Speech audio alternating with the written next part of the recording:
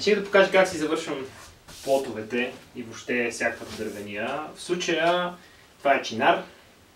Ще си използвам ето това масло. Rubio Monocoat. Супер известно е. Тук няма да се фокусираме сега кое е масло, как се ползва и за какво се ползва и така нататък. Просто се фокусирам в самия процес. Това е долната част на плота. След това ще си го обърна и ще финиширам и горната част на плота.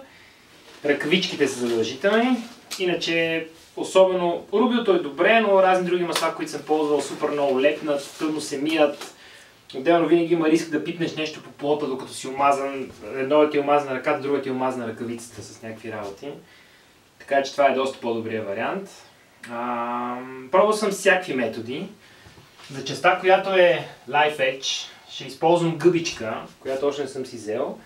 А за основната част има един шлайф, който по мое мнение не става за шлайфане, но за щастие има реглаж на оборотите. И е такива гъбички. Тези гъбички, за съжаление, не са много ефтини, но се лепат отдолу на велкроса и се лепат отдолу на шлайфа. Е така си изглежда. Застава много добре. Този шлайф беше първият шлайф, който си купих. Шлайфането с него е огромен проблем, тъй като остават страшно много следи. Може би на финните шкурки могат да изчезнат, но просто не си заслужава човек да...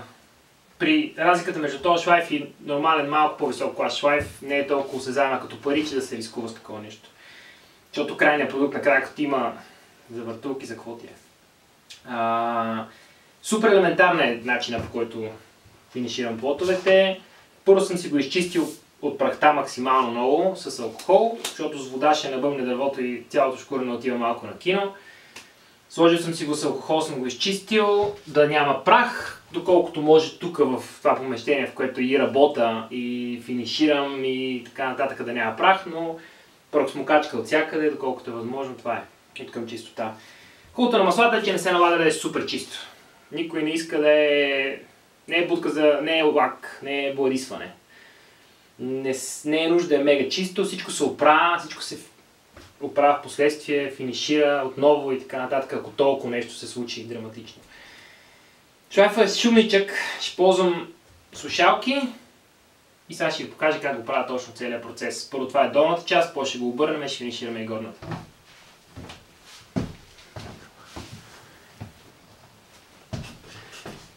При Rubio има една специфика, че не трябва да е много топло. В момента тук е 22 градуса, което е окей.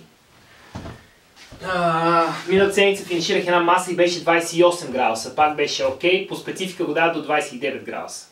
Честно казвам, не бих мазал над 25, 26. Просто рискуваш много бързо да почне да сляга цялото нещо, да стяга и да стане леко неравномерно. Сега е 22 градуса, им стерометър е там дясно. Да започваме освен. Първо си го разбъркваме добре, задължително. Когато и да е ползвано, каквото и да е ползвано, трябва да си го разбъркаме. Ползваме такива малки, доста са удобни. Понеже го отварям, в момента нямам някакъв супер обем работа, не знам кога ще го използвам пак. И не ми се отваря цяла голяма кутия, която вземе да се окаже, че ще стои месец и половина отворена.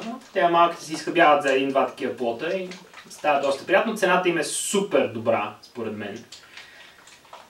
В друго видео ще си говорим откъде се купуват дървета, откъде се купуват масла и така нататък. В друго видео ще си говорим и целият процес, за да стигнем до тук в този плот, през какво е минало. Сега сме само на финиширане. Дали това ще е първото видео, което ще кача, не знам, както дойде. Процесът е елементарен, отварям си бурканчето, капа отдолу на гъбата на шлайфа, пускам го на много лека скорост и просто го разнасям по целия плот.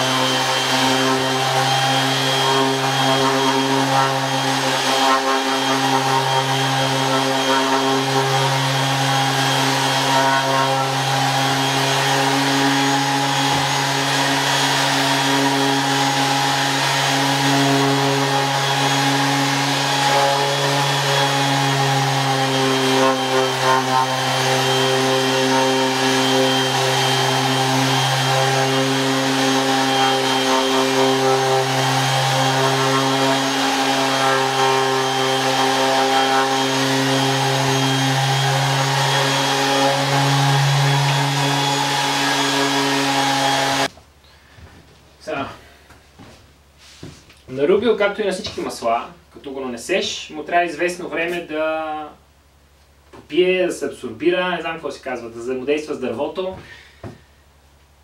и така нататък. След това, различните масла искат различно третиране след това. Осмо казва да се избърше, ама да се остави малко. Мен лично думата малко не ми харесва, не знам какво значи малко. Така е по официални, по предписание така. Рубио казва, че след определено време и 10 минути 15, трябва да се избърши всичкото масло, което виждаш на повърхността. До сега си бърсах с една синя кърпа. Сините кърпи не са лоши за бърсане, много хубаво абсорбират. Сега ще пробвам с микрофибрана кърпа.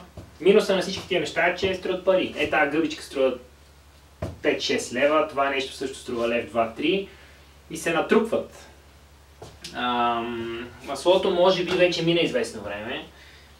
Успява да попие равномерно, да кажем. Сега целта ми е просто яко търкане, докато се свали целият остатъчен слой. Той вече се е взаимодействал дървото, каквото е попило. Според Рубио няма смисъл от повече. И търкаш.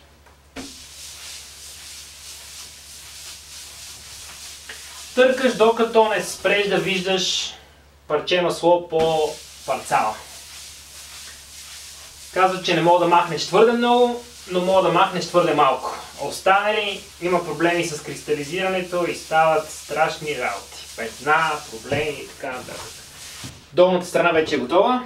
Следва интересната част. Нещо, което забравих да кажа в началото е, че аз лично не бих пестил от финиш. Дали това ще струва 3 лева или другото ще струва 10 лева е абсолютно срамота от нещо, което ти дава крайната визия на целия продукт, на цялата ти работа до момента, да спестиш 8 лева, 10 лева и така нататък. Затова си ползвам и гъбите, затова си купувам микрофибърни кърпи. Ако тук спеста сега, ще спеста 10-15 лева, крайният резултат ще е тотално различен. Трябва да направя, много е сложно, но трябва да направя снимка на едно завършено както ми дойде и нещо завършено по този начин, за да се види просто разликата между двете неща. Обръщаме го обратно.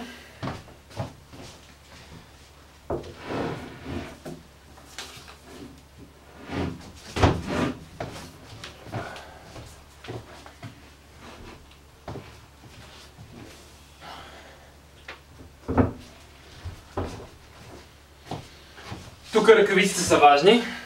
Отдолу съм си сложил едни като стъпчици малки. Тези неща. Обикновено гледам ръба ми отпред да е извън работната маса, за да ми е да го мажа по-лесно. Страничния в случая също, после ще го избутаме цялото леко насам. За да успея. И тук леко наместване на стойчиците. Така. Това е долната част. Понеже е била отдолу 20 минути, 25 минути, бих си я забърсал отново. С алкохол ще мина още веднъж, за да съм напълно сигурен, че от видимата страна на бюрото всичко е на 200%. Хартийката, алкохолче, нанасяме си и просто си бършем. Не е нужно да го мокра даже, аз съм го зачистил много добре предварително. Това в момента е просто заради прахта, която е стояла от долната страна за последния половин час, без да имаме никакъв прахоляк друг, така че обикновено няма почти нищо на тези кърпи. Алкохол се изпарява много бързо, дървото не настръхва от него и до която шкурка си завършил, с такава гладкост остава след това. Ако има вода, в разтвора не е много добре, тъй като леко ще настръхне дървото. Маслото има шанс да го подобри, втората ръка със сигурност ще го оправи, но излишна работа, която се създаваме.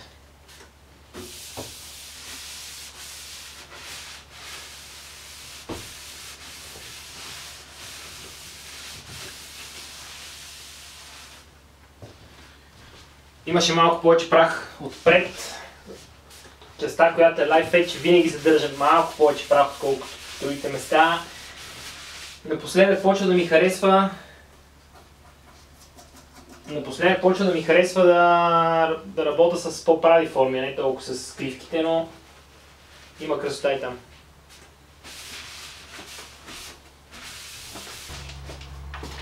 И продължаваме с другата част на плота, с лицето. Много се снимаме маслото.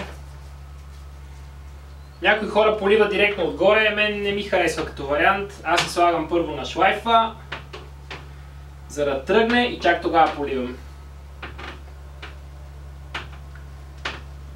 Примерно 6 места.